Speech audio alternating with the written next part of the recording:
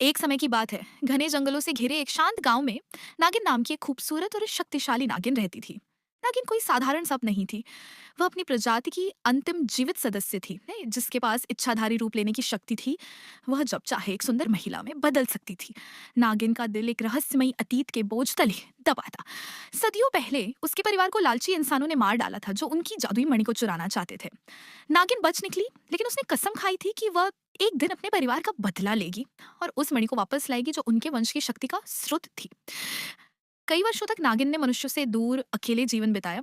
वह अपनी जादुई शक्तियों को मजबूत करती रही और उस मणि का पता लगाने के लिए जानकारी जुटाती रही। उसे पता चला कि मणि अब एक क्रूर और शक्तिशाली राजा के कब्जे में थी, जो उसे अपनी असीमित शक्ति का दावा करने के लिए इस्तेमाल कर रहा था। बदला लेने की अपनी योजना के तहत नागिन ने राजा के महल में घुसने का फैसला किया।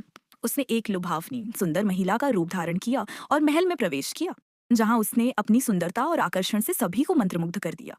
राजा भी उसकी मोहिनी पर मोहित हो गया और उसे अपनी रानी बनाने का प्रस्ताव रखा।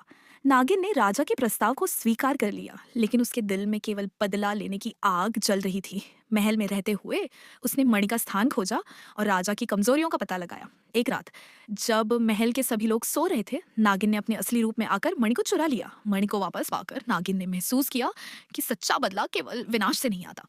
उसने राजा को सबक सिखाने का फैसला किया। उसे उसकी शक्ति के दुरुपयोग के लिए दंडित किया, लेकिन उसे जान से नहीं मारा। उसने राजा को चेतावनी दी कि यदि उसने फिर कभी अपनी शक्ति का दुरुपयोग किया, तो नागिन वापस आएगी और उसे और भी बुरा सबक सिखाएगी। मणि को अपने पास रखने के बजाय नागिन ने उसे जंगल में एक सुरक्षित स्थान पर छिपा दिया, ये जानते हुए कि नहीं, ये एक शक्तिशाली वस्तु थी जिसका उपयोग केवल अच्छे के लिए किया जाना चाहिए। उसने इंसानों से दूरी बनाए रखी, लेकिन अब उसका दिल नफरत से नहीं बल्कि शांति और ज्ञान से भरा था। कुछ ही समय में नागिन के त्याग और ज्ञान की कहानियां दूर दूर तक फैल गईं। लोग उसे एक संरक्षक आत्मा के रूप में देखने लगे, जो जंगल और उसके सभी प्राणियों की रक्षा करती थी।